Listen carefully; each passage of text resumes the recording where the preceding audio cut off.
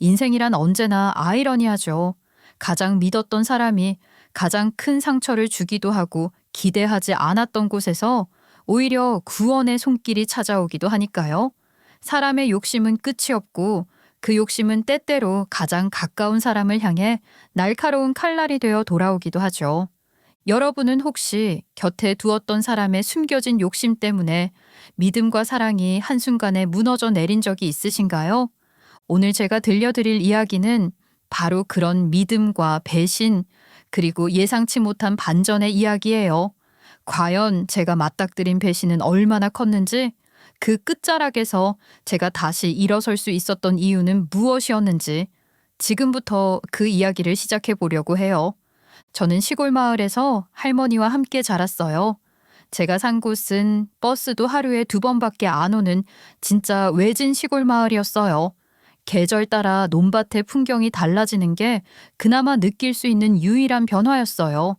봄에는 논두렁마다 개구리 울음소리가 들리고, 여름이면 매미 소리가 귀를 때리고, 가을이면 벼가 누렇게 익어 고개를 숙이고, 겨울에는 눈이 마을길을 덮는 그곳에서 할머니랑 저 둘이서만 오순도순 살아왔어요.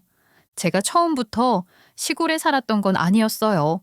제가 10살 되던 해 부모님 2분이 함께 트럭에 치이는 사고를 당하셨어요. 비가 억수같이 내리던 날이었는데 난리통에서 알았죠. 다시는 부모님을 만날 수 없게 됐다는 걸. 그렇게 제 나이 10살에 고아가 됐고, 고아가 된 저를 할머니가 걷어주셨어요. 혜진아, 괜찮다. 괜찮다. 이제부터 할미가 네 옆에 있을 거야. 울지 마라. 할머니, 엄마 아빠 없으면 나 어떡해? 우리 혜진이 얼마나 놀랐겠어. 에? 인자 괜찮아. 할미가 있으니까 괜찮아. 저는 할머니 품에 안겨 한참을 펑펑 울었어요. 그리고 그렇게 갑자기 시작된 시골살이 엄마도 아빠도 없는 삶을 처음부터 받아들이기는 너무 힘들었어요. 할머니 집에서 지내기 시작하고 한동안 저는 마루 구석에 웅크리고 앉아 울기만 했어요. 할머니는 그런 저를 보고 한숨을 내쉬곤 하셨죠. 이놈의 세상은 왜 이리도 가혹하냐. 이 어린 자식을 두고 어찌 내 새끼 둘을 한 번에 데려가. 하늘도 무심하시지. 할머니는 매일 밤 저를 안고 달래주며 잠드셨어요. 제 몸을 꼭 끌어안고 등을 토닥여 주셨는데 그 손길이 얼마나 따뜻했는지 몰라요. 눈물이 멈추질 않았던 밤에도 할머니 품에 있으면 조금은 편안해지는 기분이었어요. 그때부터 할머니는 제 세상이었어요. 할머니는 작은 텃밭과 논 한 귀퉁이를 일구며 고추, 상추, 배추 같은 걸 농사지어 시장에 내다 파셨어요. 그렇게 시장에서 번 돈으로 겨우겨우 저희 둘이 먹고 살았죠. 저는 학교가 끝나면 집안일을 돕고 밭일도 돕고 그렇게 컸어요. 물 길어오고 밥하고 마당 쓸고, 할머니가 시장 다녀오시면 짐도 받아 나르고 밭에다 거름도 주고, 그런 일들이 제 일상이었어요. 할머니, 오늘 고추 많이 땄어. 어디 두면 돼요? 아이고, 우리 혜진이 고생 많았다. 장독대 옆에 놔두면 된다. 무겁진 않았냐? 힘들면 하지 말래니께. 할미는 괜찮아. 아유, 괜찮아, 할머니. 할머니는 손 다 갈라졌잖아요. 할머니야말로 너무 무리하지 마요. 아이고, 별 걱정을 다 한다. 내 새끼, 마음도 곱지. 할머니 손은 늘 갈라져 있었어요. 손등에 굳은 살이 박이고 어깨는 계절 따라 짐을 나르느라 굽어 있었고, 그 모습을 볼 때마다 마음이 아려서 어떻게든 할머니께 더 잘해야겠다고 다짐했어요. 어린 시절의 저는 아마 제게는 전부인 할머니가 서둘러 늙으실까봐, 그래서 돌아가시기라도 할까봐 그게 너무너무 겁이 났던 것 같아요. 할머니 무겁잖아. 제가 들게요. 안 된다. 네가 무거운 거 들면 안 된다. 할미가 할 일이야. 할머니 꼬부랑 허리 더 꼬부랑 되면 안 돼. 내가 할 거야. 아이고 기특해라 내 새끼. 그래도 우리 혜진이는 공부해야지. 이런 밭일은 네가 할 일이 아니다. 할미는 평생 해와서 괜찮아. 동네 어르신들은 그런 저를 보면 늘 말씀하셨지요. 아이고, 혜진이 참 착하다. 저 나이에 할머니 도와 밭일도 하고. 아이고, 기특해라. 그러게 말이야. 요새 애들 중에 저런 애 드물지. 효녀네 효녀야. 아주 소녀 하나는 잘 키우슈. 나중에 이댁 밭일은 이 집 소녀가 다 하면 되겠구만 그래. 아유, 아니요. 그런 소리 말어. 우리 혜진이는 똑똑한 애예요. 공부 잘해서 좋은 데 갈 애란 말이야. 이런 시골에 있을 애가 아닌데 무슨 소리를 하는 거야. 할머니는 항상 제가 큰 물에 가서 놀 사람이라고, 우리 혜진이는 똑똑하니까 좋은 데 가서 잘 돼야 한다고 그 말을 무슨 연불 외듯 늘 달고 사셨어요. 어쩌면 그 말씀이 저를 버티게 했고 더 열심히 공부해야겠다는 마음을 먹게 했던 것 같아요. 남들처럼 학원이나 과외는 꿈도 못 꿨고 참고서도 겨우겨우 사는 형편이었지만 그래도 저는 정말 악착같이 공부했어요. 밤이면 스탠드 하나 켜놓고 문제집을 풀고 새벽에 눈 비비며 단어를 외우고 어떻게든 할머니 기대에 부응하려 노력했죠. 할머니, 나 이번 시험 잘 볼 수 있을까? 너무 긴장돼요. 그럼 우리 혜진이가 못할 게 어딨냐? 다 잘할 거다. 원하는 건 꼭 이룰 거다. 그렇게 저는 정말 열심히 공부했고 결국 지방국립대에 장학금을 받고 입학할 수 있었어요. 서울권대학은 애초에 생각도 안 왔죠. 할머니가 계신 저희 마을을 적어도 일주일에 한 번은 와볼 수 있는 가까운 곳에 다녀야 한다고 생각했으니까요. 대학에 다니면서 세상이 이렇게 넓다는 걸 저는 처음 알았어요. 학교 사람들은 다들 세련되고 자유로워 보였고 저만 혼자 그을린 피부에다 구겨진 청바지, 단정히 묶은 머리로 다니는 촌스러운 시골 출신 같았어요. 그래서 기죽기도 하고 괜히 주눅이 들기도 했지만 전액 장학금을 위해 열심히 공부했고 틈틈이 과외 알바와 식당 아르바이트를 하며 생활비를 벌었어요. 그리고 복지를 전공한 저는 졸업 후 사회복지사로 일하기 시작했어요. 이제 내 몫을 한다는 것, 할머니께 보탬이 될 수 있다는 게 뿌듯했지만 그러면서도 한편으로는 마음이 무거웠어요. 복지일하며 어르신들 돌봐드리는 일을 했는데 그 일이 바빠서 정작 우리 할머니랑 같이 시간을 많이 보낼 수 없다는 게 죄송했거든요. 그래도 제가 번 돈으로 할머니께 겨울 점퍼와 영양제를 사드렸을 때 할머니가 정말 좋아하시는 걸 보면서는 좀 뿌듯했던 기억도 나요. 할머니, 이거 입어봐. 따뜻할 거예요. 월급 타면 원래 옷 사드리는 거래잖아. 아이고, 이런 걸 왜 샀냐. 내복이나 하나 사오지 뭐하러 이런 걸. 비싼 거 아니여? 비싸긴요. 아이, 빨리 입어봐, 할머니. 입으면 진짜 따뜻해요. 그리고 이거 영양제예요? 몸에 좋은 거래요. 아이고, 내 새끼. 잘난 내 새끼. 착한 내 새끼. 할미가 해준 것도 없는데 돈 벌었다고 이렇게 좋은 것도 사주고 어디 이런 귀한 곳이 있어. 할머니가 해준 게 없긴 왜 없어. 혜진이 이만큼 키워진 게 할머니인데. 아니요, 아니요. 할미가 이만큼 살아있는 게 그것이 예쁜 내 새끼 덕이지. 아만. 그 말을 듣는데 눈물이 핑 돌았어요. 할머니와 저는 그렇게 참 애틋했어요. 아마 웬만한 모녀 관계보다 더 애틋한 조녀 관계였을 겁니다. 그러던 어느 날 퇴근을 앞둔 무렵이었어요. 할머니에게서 놀란 목소리로 전화가 걸려왔어요. 혜진아, 큰일 났다. 이걸 어쩌냐. 국세청인지 뭔지 공무원이라던 사람이 전화가 와서 우리 시골 땅 문제는 뭘 처리해야 한다며 계좌 비밀번호다 뭐다 이것저것 물어보길래 알려줬는데 아야 알려주고 보니 영 찜찜해서 말이다. 이거 괜찮은 거니? 할머니, 뭐라고요? 비밀번호를 알려줬다고? 그게 너무 급해 보여서 세금 체납 문제라면서 하야 안 그러면 땅까지 다 일랜다길래. 근데 암만 생각해도 국세청서 나한테로다가 전화를 그렇게 걸어서 그런 걸 다 물어본 게 생각해보니 뭔가 이상해서 그래서 할미가 전화했어. 듣자마자 보이스피싱이라는 게 단번에 감이 왔고 저는 곧장 부장님께 양해를 구하고 반차를 내고 할머니가 계시는 은행으로 달려갔어요. 은행에 도착해 숨을 고를 새도 없이 문을 밀고 들어갔어요.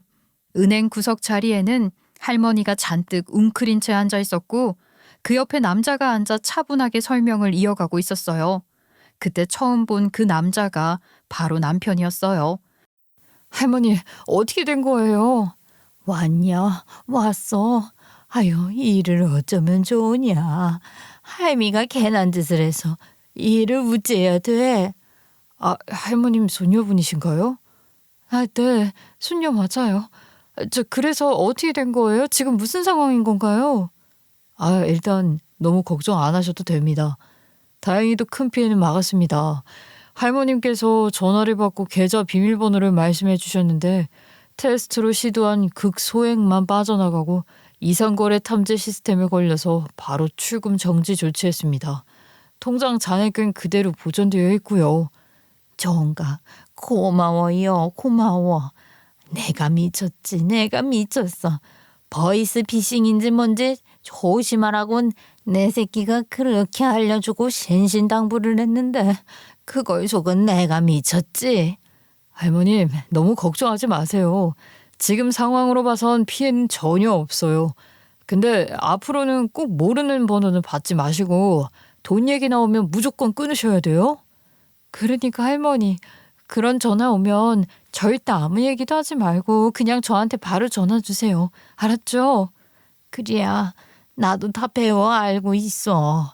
너한테다가 다 배웠잖아.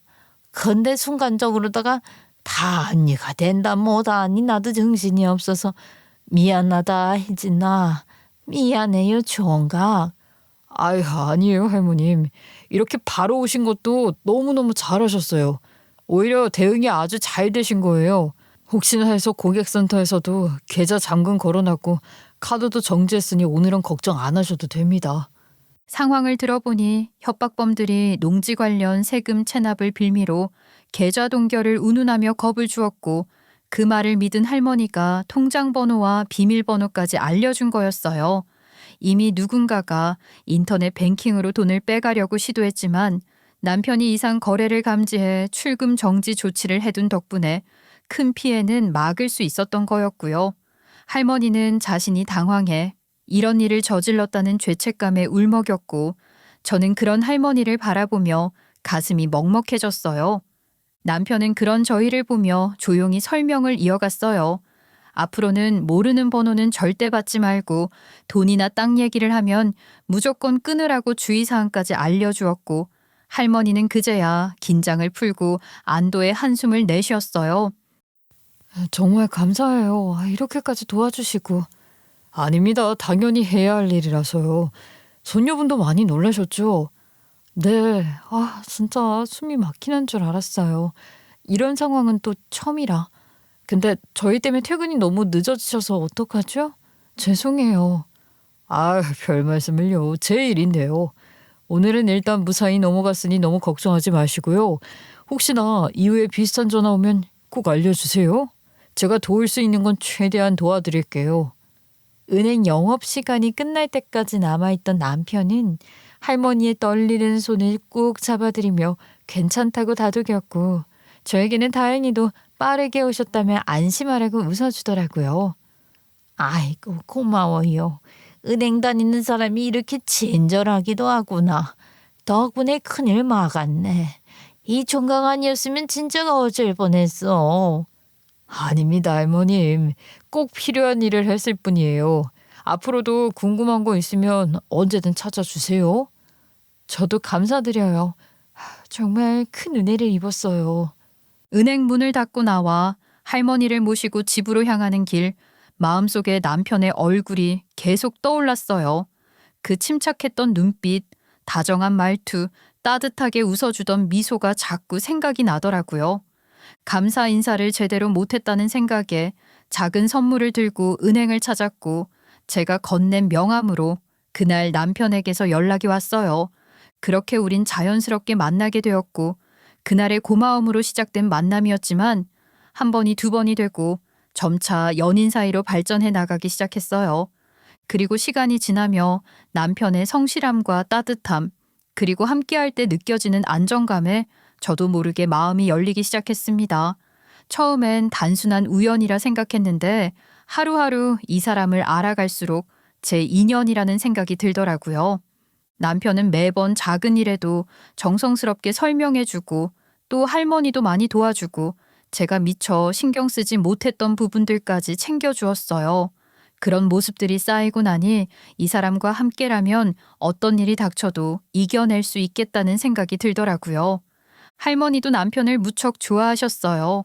고마웠던 마음이 남편에 대한 큰 호감으로 바뀌는 데는 오래 걸리지 않았어요. 처음 은행에서 만났을 때의 그 모습처럼 연애를 하면서도 남편은 늘 신중하고 성실한 태도를 잃지 않았고 무슨 일이든 함께 나누려고 했어요.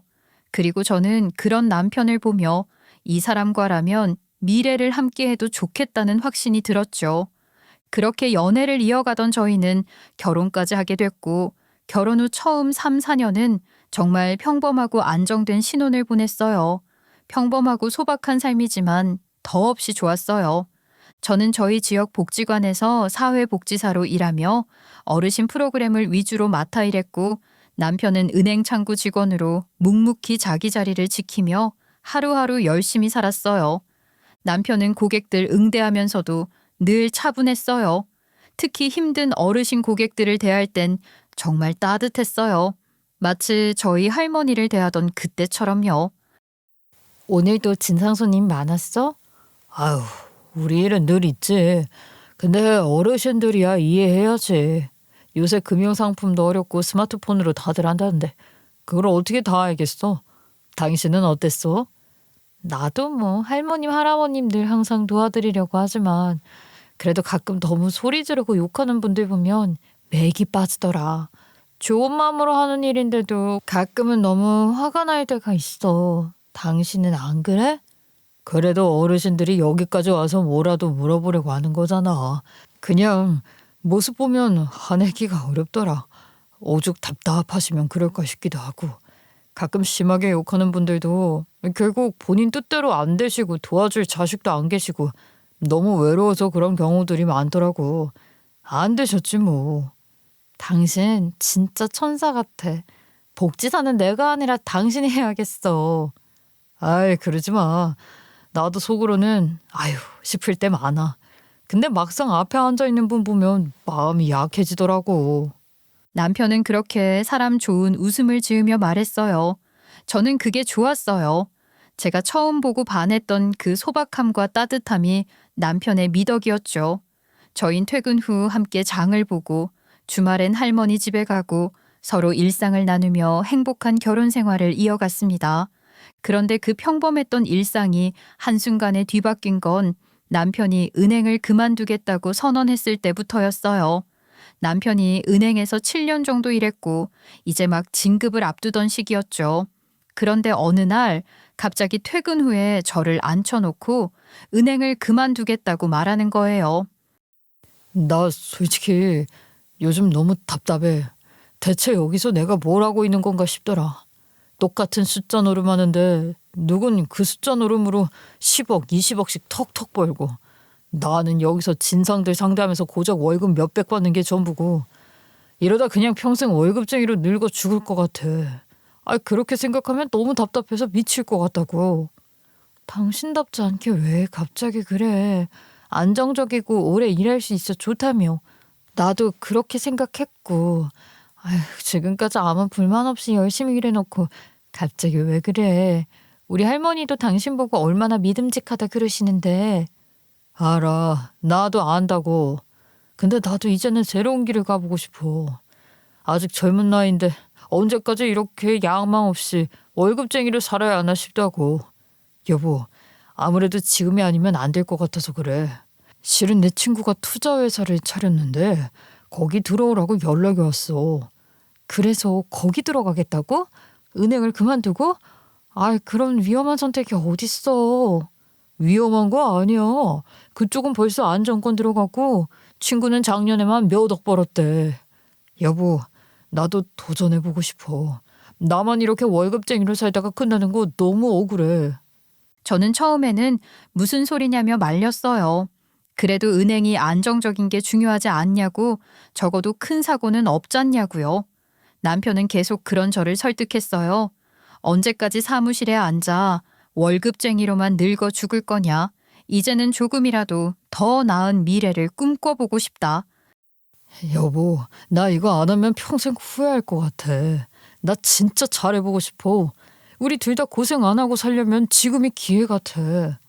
남편은 너무 간절했고 솔직히 저도 매일 사무실에 들어앉아 민원 상대하고 쳇바퀴 같은 일상을 사는 직장인으로서 남편의 권태가 이해가 안 되는 것도 아니었어요. 저렇게 하고 싶다는데 그냥 믿어주자 싶더라고요. 저야 특별히 제 재능 살려 돈 벌 기회도 없지만 남편은 유능한 은행원이니 거기서도 잘 하겠지 싶었고요. 알겠어. 그럼 나도 당신 믿어볼게. 여보, 정말 고마워. 나 진짜 잘해볼게. 당신 믿음 저버리지 않게 꼭 열심히 할게. 마음 한편은 여전히 불안했지만 남편의 눈빛에서 뭔가 각오 같은 걸 느꼈어요. 그래서 결국 그의 선택을 존중하기로 했죠. 그렇게 남편은 은행을 퇴사했고 친구의 투자회사에 들어갔어요. 공동이사로 이름을 올리고 매일 늦게까지 사무실에 남아 일했어요. 그리고 정말 놀랍게도 남편은 단기간에 성과를 냈어요. 처음엔 저도 솔직히 그렇게 쉽게 되겠어 싶었는데 이직 후 얼마 지나지 않아 꽤 큰 규모의 첫 계약이 성사됐다는 소식을 듣고는 정말 깜짝 놀랐어요. 그날 저녁 남편이 저를 불러냈고 무슨 기념일도 아닌데 고급 레스토랑에 앉아서 스테이크를 썰어도 봤죠. 축하해. 당신이 이렇게 빨리 해낼 줄 몰랐어. 이제 시작이야. 앞으로 더 잘 될 것 같아. 내가 꼭 호강시켜줄게, 당신. 그때 남편은 진짜 자신만만해 보였어요. 원래도 안광이 빛나는 사람이었지만 그날따라 눈빛이 더 반짝이더라고요. 그 후로 남편 말대로 남편의 일은 점점 더 잘 되기 시작했어요. 회사 일이 잘 풀리자 남편은 할머니께 용돈도 넉넉히 드렸고 제 손에도 선물을 쥐어주고 집도 조금 더 넓은 곳으로 옮겼고 남편은 더 바빠졌어요. 일도 잘 되고 돈도 벌고 모든 게 잘 풀리는 것 같았어요. 저도 그때 남편이 자랑스러웠어요. 하지만 그때부터 조금씩 남편의 태도가 달라지기 시작했어요. 처음엔 그저 사회복지사 월급 하는 일에 비해 너무 짜다며 농담조로 하던 말이 점차 너 그렇게 한 달 새 빠지게 벌어봐야 얼마냐는 식의 말로 바뀌었고 명색이 남편이 투자 전문가인데 겨우 적금 넣고 월급 모으는 건 이제 좀 우스운 짓 아니냐는 말도 하기 시작했죠. 카드값 결제일이 다가오면 예전에는 이번 달은 조금 줄여야겠다, 적금을 늘려야겠다 하며 계획을 착착 세우던 남자가 이제는 한두 푼 아낀다고 인생 바뀌냐며 스스럼 없이 고가의 브랜드 옷들을 사고 심지어 저한테 한마디 상의 없이 고급 외제차까지 계약했더라고요. 은행 다니던 시절 예금 적금이 최고라 말하고 다니던 남편은 완전 다른 사람이 돼 있었죠. 이번에 들어가는 프로젝트는 다르다니까. 요즘 이런 주식은 무조건 사놔야 해. 곧 뜰 거라니까. 한 방에 확 뜰 기회라고. 그래도 이런 건 너무 위험성이 크잖아. 안 그래? 그렇게 간땡이가 작아서야? 당신 큰 돈 만져보긴 글렀다. 그런 남편 말을 들을 때마다 조금씩 마음이 불안하고 불편해졌지만 남편은 제 말을 듣지 않았어요.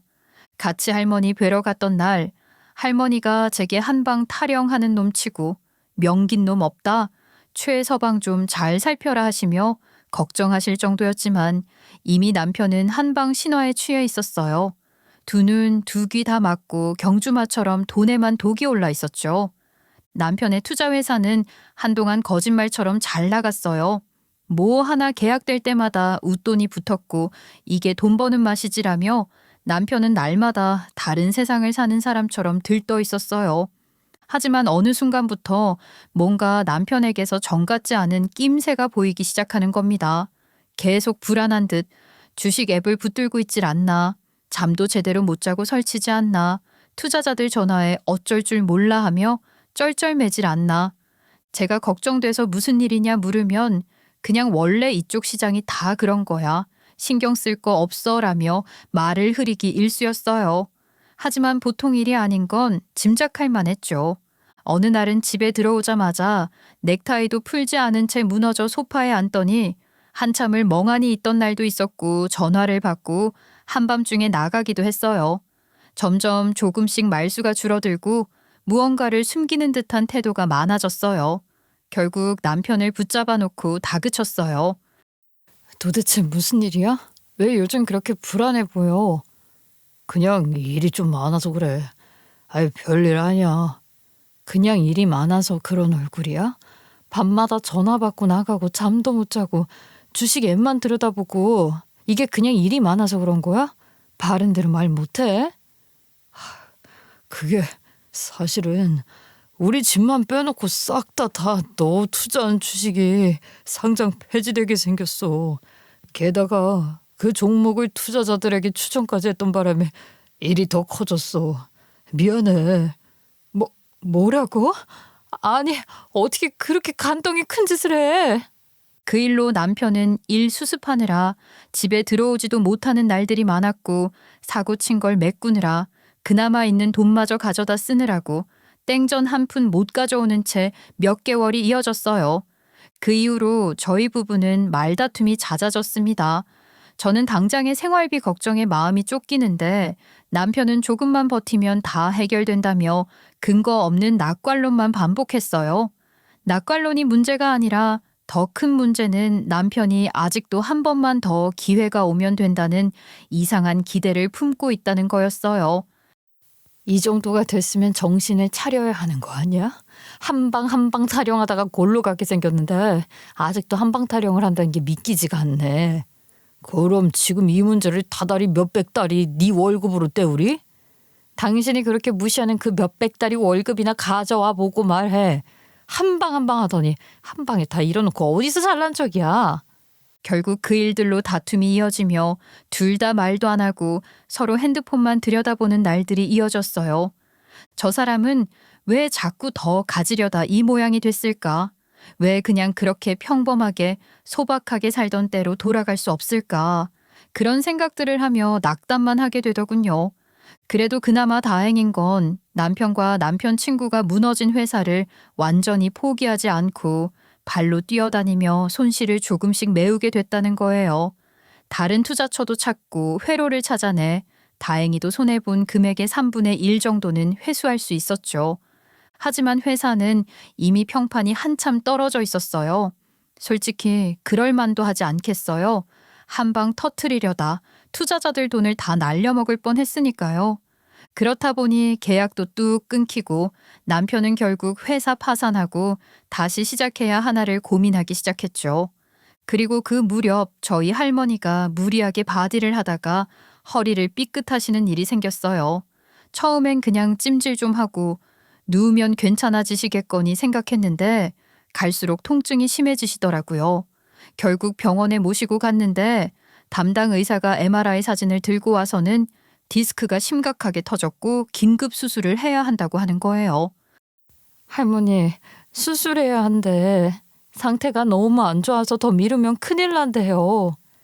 다 늙어 꼬부라진 어리. 이제와 고치면 뭐하냐. 괜히 돈만 들고 너희들만 고생이지 뭐. 그게 무슨 말이에요. 할머니 건강이 제일 중요하지. 돈이 뭐라고요. 나 같은 노인네야 그냥 약 좀 먹고 참으면 돼. 괜히 수술하느라 돈 들이지 말어. 너도 일하랴. 최서방 일 터진 거 수습하랴. 아이 바쁘잖아. 바쁘고 뭐고 그런 게 어딨어요. 할머니가 제일 중요하지. 그걸 말이라고 해? 그러니까 꼭 수술해야 돼요. 무조건 해야 돼. 아이고 참. 이럴 때 보면 죽은 지혜비랑 똑같다니까. 고집이 와 이렇게 세. 아이고 누가 할 소리. 할머니 고집이야말로 황소 똥고집 최고 똥고집이다.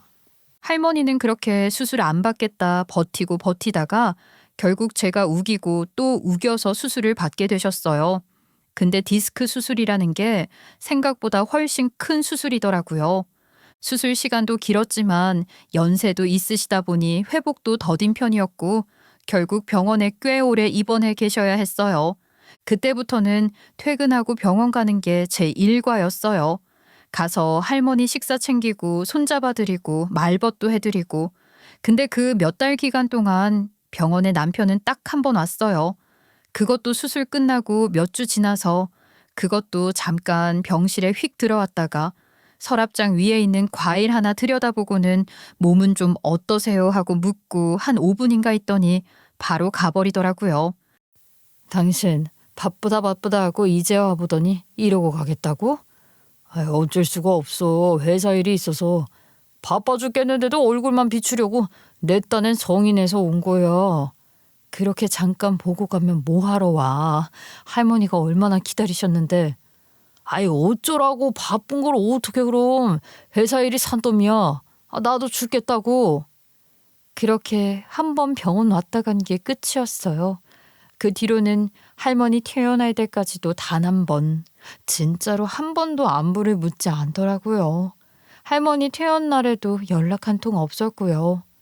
할머니 퇴원하신 지가 며칠인데 어떻게 안부 한 번을 안 묻냐? 아이, 전화 한 통이라도 안 해? 진짜 너무한 거 아니야? 내가 지금 할머니 안부 묻게 생겼어? 당신이야말로 너무한다 생각 안 해? 뭐? 그게 무슨 소리야? 아니, 내가 말을 안 하려고 했는데 도저히 안 되겠다. 지금 우리 형편에 니네 할머니 그렇게 오래 병실에 입원시키는 게 말이나 돼? 같이 허리띠를 졸라매도 모자랄 판에 인실이 말이 되는 소리냐? 뭐라고? 그럼 허리 아프신 분 혼자 집에 두고 나몰라라 하라는 거야? 그런 건 네가 알아서 해야지. 우리 생활비 빠듯한데 그걸 왜 나한테 따져? 뭐? 당신은 어떻게 사람이 그렇게 무정할 수가 있어? 할머니는 나한테 엄마 같은 분이야. 그리고 할머니 상태 안 좋으셔서 입원할 수밖에 없었고. 근데 그 와중에 돈 걱정이야? 현실적으로 생각해봐. 현실적으로. 우리 생활이 넉넉해? 니네 할머니 앞으로 들어간 돈이 대체 얼만데? 진짜 어이가 없네. 지 좋을 땐 할머님 하더니 이제 와서 니네 할머니라고? 당신 진짜 그렇게까지 말해야 돼? 그럼 뭐라 그래. 니네 할머니 맞잖아. 내 할머니도 아니고. 진짜 유치하고 천박해서 더는 말하고 싶지도 않네. 사람이 어쩌다 이렇게 됐니? 너야말로다. 아유 유치해. 그렇게 나올 거면 앞으로 그냥 알아서 각자 살아. 그래. 나도 지쳤어. 너랑 말 섞는 것도 이젠 피곤하다고. 그렇게 그날 정말 대판 싸웠어요. 집안이 떠나가라 싸우고 나서는 서로 말도 안 하고 냉전 상태로 지냈죠. 그 전까진 그래도 어려운 상황에도 최소한의 배려는 하려고 노력했는데 그 싸움 이후로는 뭔가 딱 끊긴 느낌이었어요. 남편은 집에 있어도 대화는커녕 눈도 안 마주치고 같이 밥 먹는 것도 서로 피하게 되고 그냥 모른 척 없는 척 하고 살았어요. 할머니는 퇴원 후에도 회복이 더디셔서 물리치료 받으러 병원에 주기적으로 다녀야 했는데 남편은 여전히 관심조차 없었어요. 저는 그런 남편 모습을 볼 때마다 속이 뒤집히고 그냥 한숨만 나왔어요. 할머니가 미안하다고 하실 때마다 그래서 더 죄송스럽더라고요. 나 때문에 네 속만 썩이는 거 아니야. 나이 들어 병원 신세까지 지고 참 이놈의 몽둥이가 웬수지. 무슨 말씀이셔. 할머니는 나한테 전부고 우주야. 할머니 없이 내가 어떻게 살아. 이놈의 것.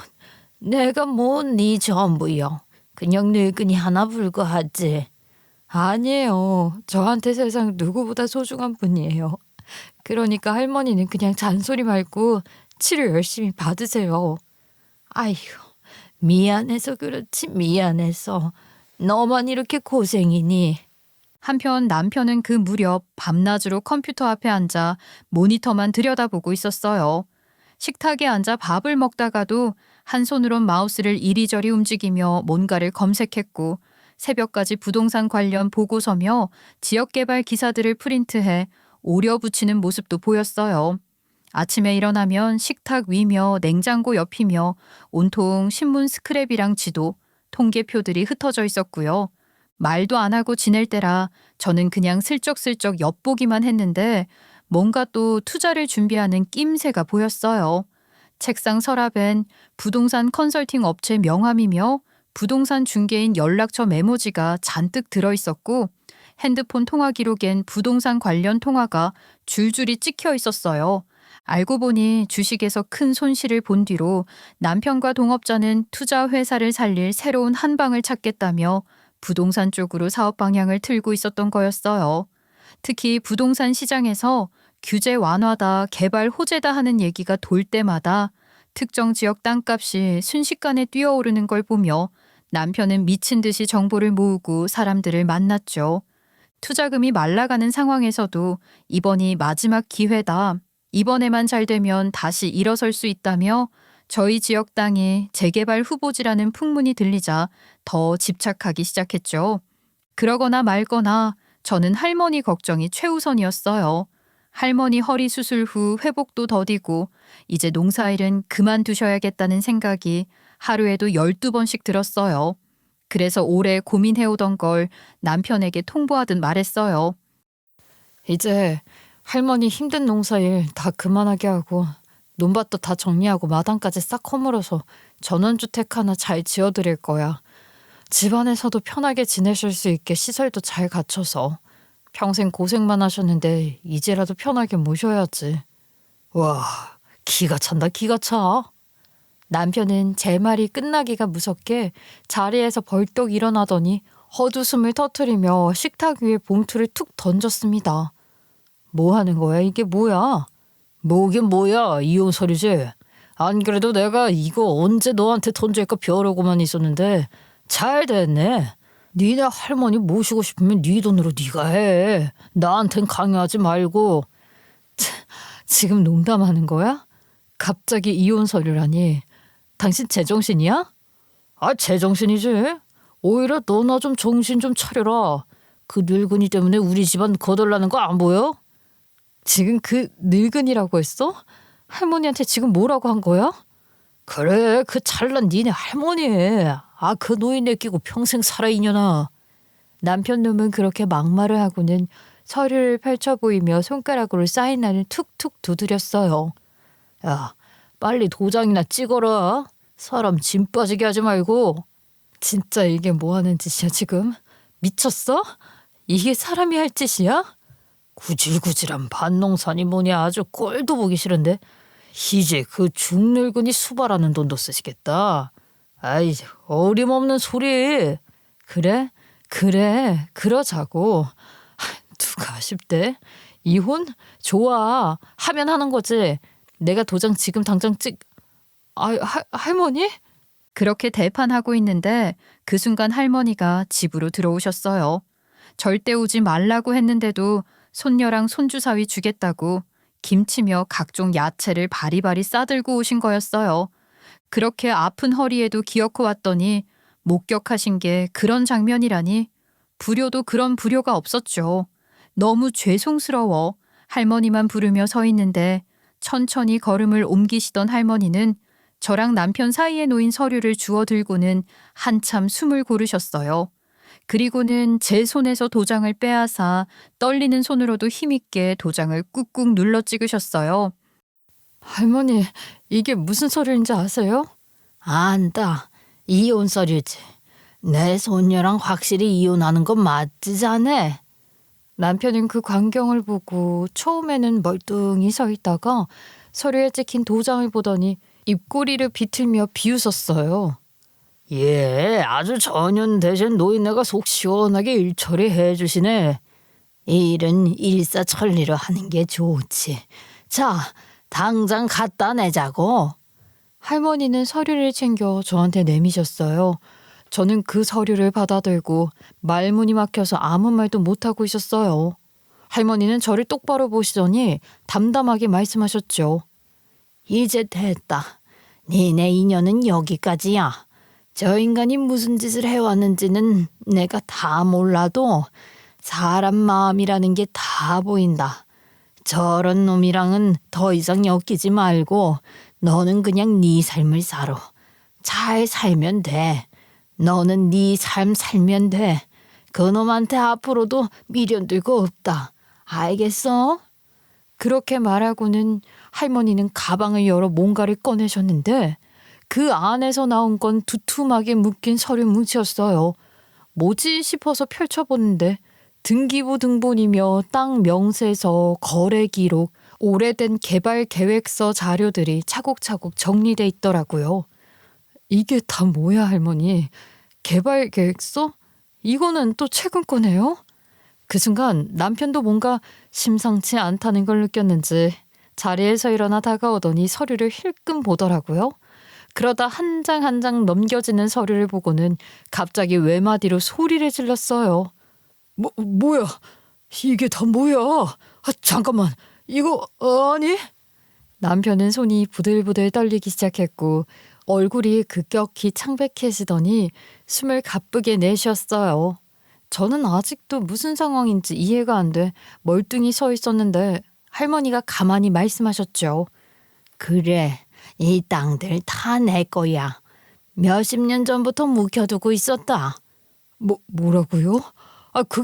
그게 무슨 말씀이세요? 이 땅은 이건 지금 막 개발 계획이 발표된 구역인데 이게. 남편은 서류를 들여다보다가 헛웃음을 터뜨리더니 미친 듯이 손가락으로 지도에 표시된 지역을 가리켰어요. 여기 이 땅. 여기가 이번에 정부가 발표한 개발 제한 해제 구역 한복판이라고요. 이거 완전 대박 터진 거잖아요. 개발 제한 해제 구역? 그게 무슨 소리야? 이번에 발표된 그 구역.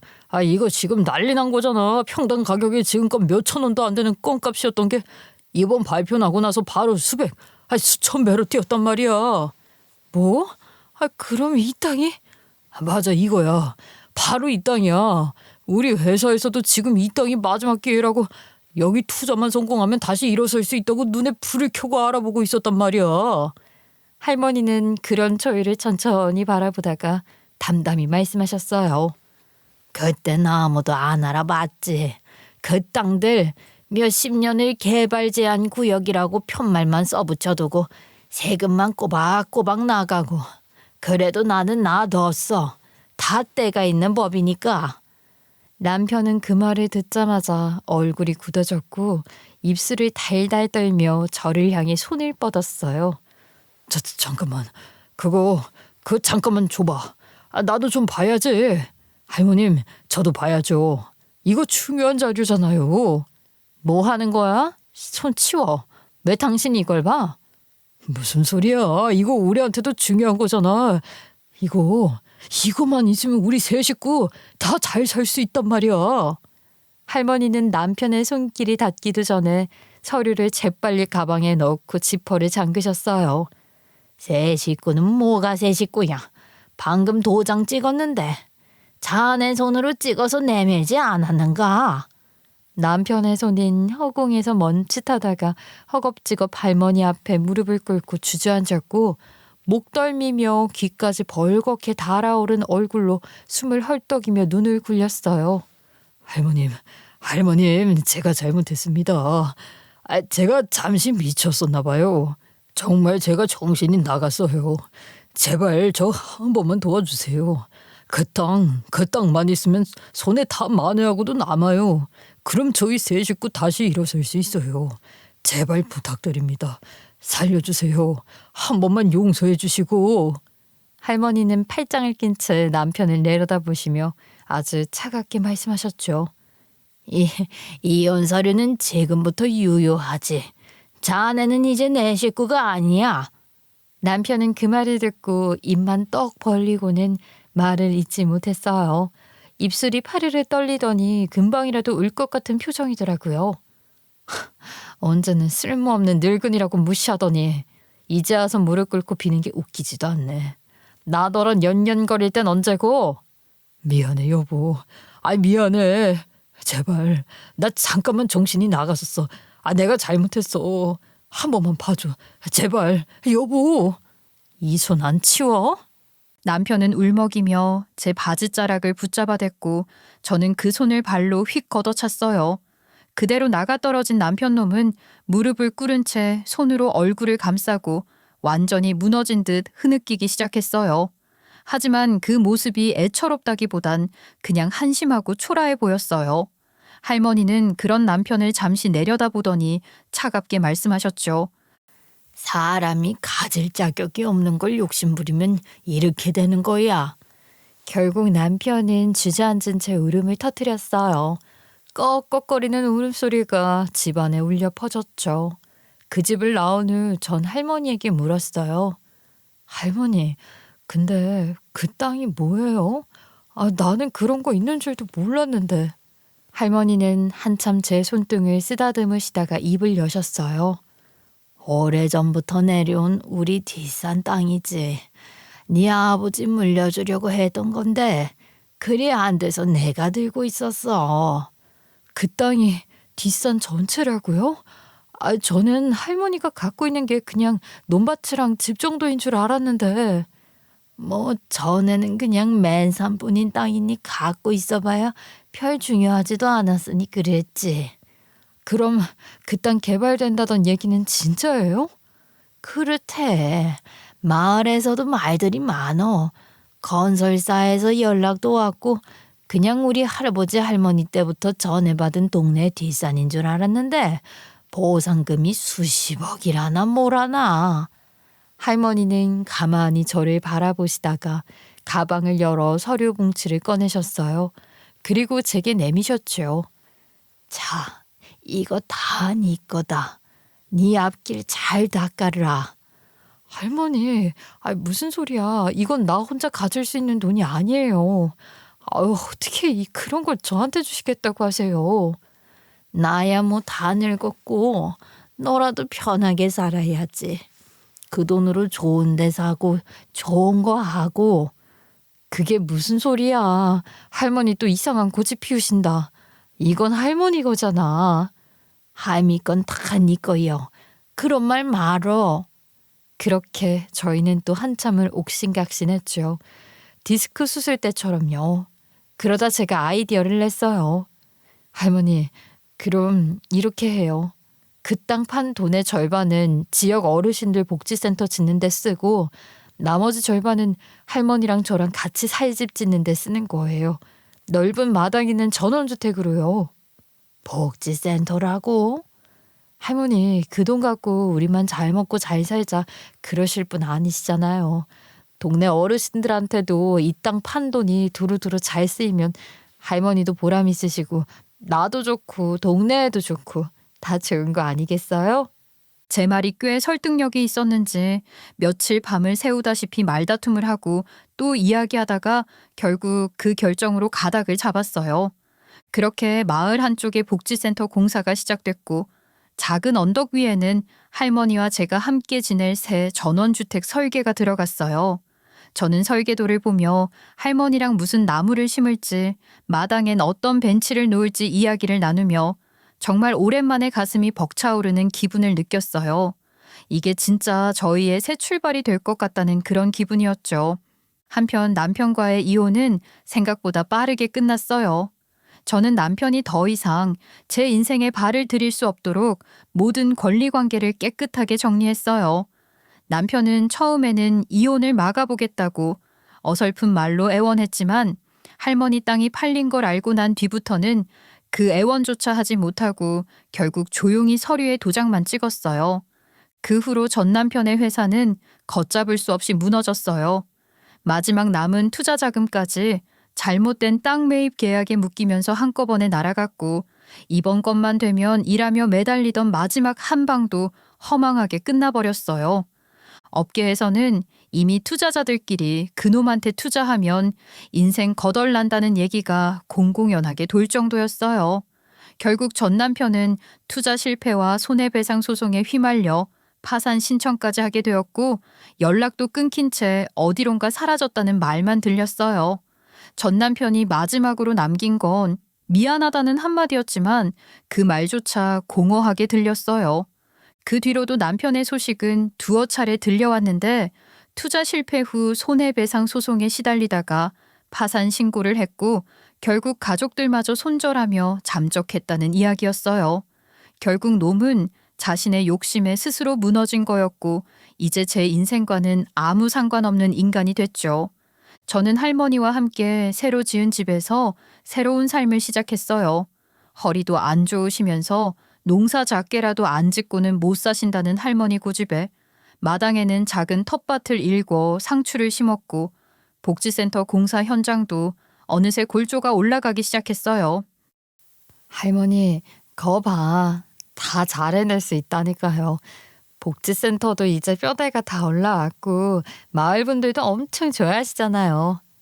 그래, 아주 장하다 내 새끼. 어째 이런 생각을 했는지. 마을 어르신들이 공사장 앞을 지나며 땅 팔아 크게 돈 벌어서 어쩜 이렇게 좋은 일을 다 하냐며 손뼉을 치는 모습이 보이면 할머니는 흐뭇한 표정을 지으셨어요. 그렇게 저는 할머니와 함께 아침에 텃밭을 돌보고 오후에는 복지센터 현장을 둘러보며 필요하면 도와주며 지내고 있어요. 복지센터는 곧 건립 완공을 앞두고 있어요. 센터가 건립되면 제가 해오던 일들, 꿈꾸던 일들을 모두 할 수 있을 것 같아 정말 기대가 됩니다. 예전 같으면 팍팍했을 하루들이었는데 이제는 바람에 흔들리는 나무 소리, 해질녘 붉게 물드는 하늘, 그리고 따뜻한 밤 냄새가 나는 저녁 시간이 모두 다 감사하게 느껴져요. 할머니가 제 곁에 언제까지 머물러 주실지는 알 수 없지만 할머니와 보낼 남은 계절들을 모두 온전히 다 느끼며 살고 싶어요. 그리고 이 지역의 다른 어르신들을 위해서도 앞으로 더 열심히 일하고 싶고요. 남편과의 첫 만남부터 마지막까지를 돌아보며 저는 알게 됐어요. 과도한 욕심은 결국 자기 무덤을 파는 법이라는 것, 그리고 무너진 자리에서도 다시 일어날 힘은 결국 스스로의 선택에서 나온다는 사실을요. 탐욕으로 시꺼멓게 변해버린 남편의 배신에 상처받던 저였지만 이제는 할머니와 함께 새로 지은 집에서 감사함으로 하루를 시작하고 이 지역 어르신들을 위해 힘을 보태며 살아가요. 이제는 누구의 욕심에도 누구의 기대에도 휘둘리지 않고 저희 할머니처럼 묵묵히 꿋꿋이 저만의 삶을 지켜나가려고 해요. 그럼 지금도 각자의 자리에서 마음을 다해 살아가는 모든 분들께 제 이야기가 작은 위로와 힘이 되었기를 바라며 오늘 제 이야기 끝까지 들어주셔서 진심으로 감사드립니다.